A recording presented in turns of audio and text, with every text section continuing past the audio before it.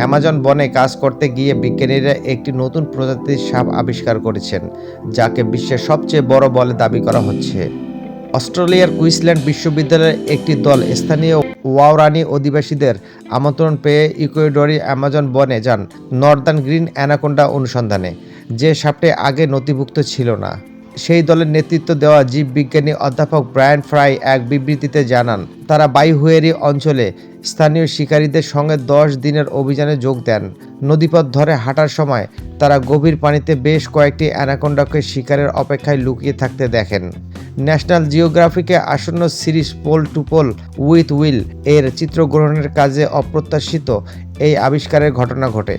এই সম্পর্কে অধ্যাপক ব্রায়ান ফ্রাই বলেন, সাপগুলোর আকার ছিল অবিশ্বাস্য। একটি স্ত্রী সাপ 6.3 মিটার, যা 20.7 ফুট লম্বা ছিল। স্থানীয়দের কাছে এই এলাকার 7.5 মিটার লম্বা এবং 500 কেজি ওজনের সাপ দেখতে পাওয়ার কথা শুনেছেন বলেও জানিয়েছেন বিজ্ঞানীরা। যুক্তরাজ্যের ন্যাচারাল হিস্ট্রি মিউজিয়াম অনুসারে গ্রিন অ্যানাকোন্ডা হলো বিশ্বের সবচেয়ে ভারী সাপ।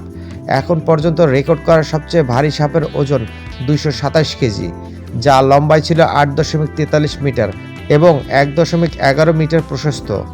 অন্য একটি প্রজাতি, যাকে রেটিকুলেটেড পাইথন বলা হয়, 6.25 মিটারের 20 হাত লম্বা হতে পারে, তবে ওজনে হালকা। প্রাণী গবেষকেরা জানান, নতুন আবিষ্কৃত নর্দার্ন গ্রিন অ্যানাকোন্ডা প্রজাতির প্রায় 10 মিলিয়ন বছর আগের সাউদার্ন গ্রিন অ্যানাকোন্ডা থেকে বিচ্ছিন্ন হয়ে যায় এবং তারা জিনগতভাবে 5.5% আলাদা। অধ্যাপক ব্রায়ান ফ্রাই বলেন, এ পরিপ্রেক্ষিতে বলতে গেলে মানুষ ও শিল্পাঞ্জি জগতের মাত্র 2% আলাদা। বিজ্ঞানী MDPI ভাইভার্সিটি জার্নালে বলেন, সাপের নতুন প্রজাতি আবিষ্কারের বিস্তারিত তুলে ধরা হয়েছে বলেও জানান তিনি। তবে অ্যামাজনকে টিকে থাকতে গিয়ে সাপটিকে হুমকির সম্মুখীন হতে হচ্ছে বলে জানিয়েছেন বিজ্ঞানীরা।